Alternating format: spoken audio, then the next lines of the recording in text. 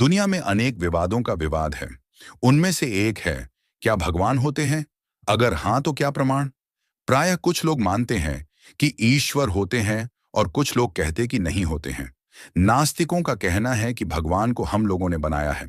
जैसे गरीब के लिए अन्नदाता भगवान है, ऐसे ही जो लोग दुखी हैं उनको ऐसा लगता है कि कोई इस दुख को हरने वाला है, उसे वे भगवान मानते हैं। आस्तिकों का कहना है कि यह दुनिया अपने आप नहीं बन सकती, क्योंकि किसी भी वस्तु या इस जटिल शरीर को बनाने में बहुत ज्ञान की आवश्यकता है। आज के वैज्ञानिक सामान से सामान बनाते हैं, जिसमें सामान जड़ है और वो स्वयं चेतन है। इसी प्रकार अग्नि, वायु, जल, पृथ्वी तथा आकाश, ये सब जड़ है, इनमें चेतना नहीं है। अतएव यह जड़ पदार्थ अपने आप ही इतनी संतुलित तथा सुंदर संसार नहीं बन सकता। अतएव आस्तिक और नास्तिक अपना अपना तर्क देते हैं और यह विवाद बढ़ता जाता है। दोस्तों, हमारे आज के इस वीडियो में आइए जानते हैं इसके निष्कर्ष के बारे में कि क्या सच में भगवान होते हैं, और अगर होते हैं तो कौन से हैं वह प्रमाण जो साबित करते हैं कि भगवान होते हैं। चलिए वीडियो शुरू करते हैं। भगवान को जानने के लिए आस्तिक लोग कहते हैं कि वेद को आधार मानो, वो ज्ञान का भंडार है। वेद के ज्ञान को तुम अपने तर्क से काट दो तथा जैसे जैसे वेद ने कहा भगवान कैसे मिलेंगे वैसा ही करो। अगर नहीं मिले तो आप कह सकते हैं कि भगवान नहीं है। अतएव वेद अनुसार गीता क्या कहती है, सर्वप्रथम यह समझते हैं। गीता अध्याय 3 और श्लोक 42वां। इंद्रियाणि पराण्याहुरिंद्रियेभ्यः परम मनः, मनसस्तु परा बुद्धिर्यो बुद्ध्या परतस्तु सः।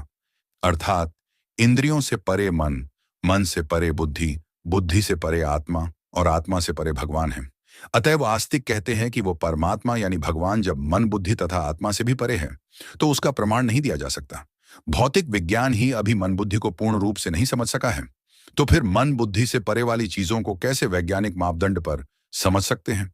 नास्तिकों का कहना है कि यह आस्तिकों का बहाना है कि भगवान मन बुद्धि से परे है। इस पर आस्तिक कहता है कि भगवान तो है, अगर वो मन बुद्धि से जानने में आ जाता तो अनंत लोगों ने उसको जान लिया होता मन बुद्धि से। और अगर ये कहे कि भगवान मन बुद्धि से जानने में आ सकता है तो फिर भगवान परम तत्व नहीं हो सकते, मन बुद्धि परम तत्व होगी। फिर भगवान मन बुद्धि के नीचे होंगे। अतएव फिर भगवान को भगवान कहना गलत होगा, मन बुद्धि को भगवान कहना सही होगा, जो कि सत्य नहीं है। नास्तिकों का कहना है कि यह सब बकवास है, भगवान मन की कल्पना मात्र है। मानो तो गंगा मां है और ना मानो तो बहती नदी है। इस पर आस्तिक कहता है कि भगवान तो है, आप मानो तथा वेद अनुसार प्रयत्न करो तो एक दिन वो कृपा करके अपने यथार्थ स्वरूप को प्रकट कर देंगे। और अगर नहीं मानोगे तो इसमें भगवान का क्या जाता है, नुकसान तो आपका ही है। यह सृष्टि अनादि काल से है और अनादि काल तक बनती तथा नष्ट होती रहती है। यह वैदिक तथा भौतिक वैज्ञानिक भी कहते हैं। अतएव इसमें आपका ही अनंत जन्म बर्बाद होगा। क्या प्रमाण है भगवान के होने का? 7 कारण। नास्तिकों का कहना है कि चलो मान लिया कि भगवान होते हैं, लेकिन इसका क्या प्रमाण है? इस पर आस्तिक कहता है कि वेद अनुसार गीता के 3रे अध्याय के 42वां श्लोक के प्रमाण से यह पता चला कि मन बुद्धि तथा आत्मा से परे है भगवान। अतएव उसका प्रमाण देना तो असंभव ही मानना चाहिए। परंतु शास्त्रों ने कुछ मात्रा में भगवान का प्रमाण दिया है। वो कुछ इस प्रकार है। नंबर 1, ये विचित्र ब्रह्मांड तथा इसमें विभिन्न प्रकार के शरीर हैं। इनका संतुलित ढंग से काम करना यह प्रमाणित करता है कि कोई इसको बनाने तथा चलाने वाला अवश्य होगा। जैसे यह शरीर को हम संतुलित ढंग से चलाते हैं, वैसे ही इस संसार को भगवान संतुलित ढंग से चलाते हैं। नंबर 2, कोई भी जड़ पदार्थ जैसे अग्नि, जल, वायु, पत्थर, मिट्टी तथा ऊर्जा आदि, ये अपने आप कुछ नहीं कर सकते। जैसे पत्थर अपने आप मूर्ति नहीं बन सकती, मिट्टी अपने आप सुराही नहीं हो सकती है, उसको बनाने वाला कोई ना कोई होगा। यहां तक कि ऊर्जा भी अपने आप कुछ नहीं कर सकती, उसमें भी परिवर्तन अथवा हलचल के लिए किसी अन्य ऊर्जा की आवश्यकता होती है। अतएव यह संसार अपने आप नहीं बन सकता, क्योंकि यह संसार जड़ है।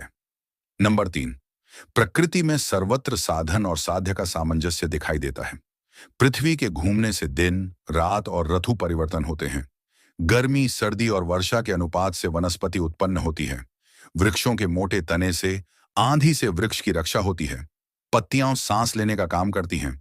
पशुओं के शरीर उनकी आवश्यकता के अनुसार हैं। इस प्रकार संसार में सर्वत्र प्रयोजन दिखाई देता है।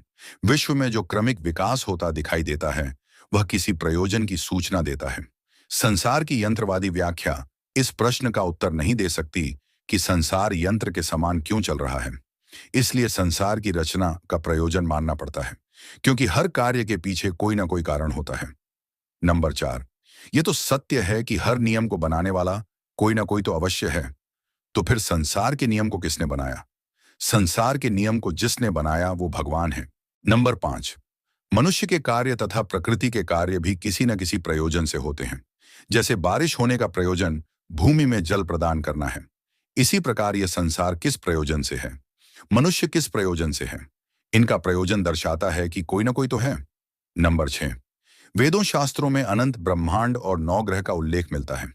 योग तथा आयुर्वेद का सटीक ज्ञान जिसे कोई भी मनुष्य ठीक ठीक करे तो उसको वही फल मिलता है जो लिखा गया है। यह सब बिना किसी उपकरण के कैसे संभव है? वेद का उन्नत होना भी यह दर्शाता है कि यह किसी की देन है।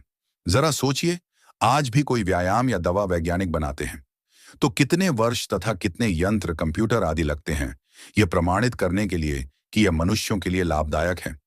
उनको मनुष्यों से पहले जानवरों पर परीक्षण करना पड़ता है, तब जाकर मनुष्य उस दवा का सेवन करता है। परंतु तब भी वो दवा मनुष्य को नुकसान करने लगती है, जैसे कि मनुष्य का प्रतिरक्षा प्रणाली खराब होने लगता है। लेकिन वही वेद के उपवेद आयुर्वेद का ज्ञान तथा योग को पूरा विश्व स्वीकार कर रहा है। नंबर 7, संसार में जीव कुत्ते, बिल्ली, गधे से मनुष्य तक सब आनंद चाहते हैं, कोई दुख नहीं चाहता। अगर यह कहो कि मनुष्य बुद्धिमान है इसलिए आनंद चाहता है, तो फिर कुत्ते, बिल्ली, गधे तो बुद्धिमान नहीं है, वो क्यों आनंद चाहते हैं? इससे यह सिद्ध होता है कि सभी चेतन शरीर में कुछ तो है जो उभयनिष्ठ है। वेद कहते हैं, वो आत्मा आस्तिक कहता है कि जिस आनंद को आप चाहते हैं वह आनंद चाहना मनुष्य तथा पशु पक्षियों का यह सिद्ध करता है कि भगवान है, क्योंकि आनंद भगवान है। दोस्तों, हमारे आज के वीडियो में बस इतना ही। आशा करते हैं हमारे द्वारा दी गई जानकारी आपको अच्छी लगी हो। अगर आपको हमारी ये वीडियो अच्छी लगी हो तो हमारे इस YouTube चैनल को सब्सक्राइब करें और वीडियो को एक लाइक अवश्य करें। हम मिलते हैं आपसे फिर किसी नई धार्मिक वीडियो में। तब तक के लिए जय श्री राम, जय हनुमान।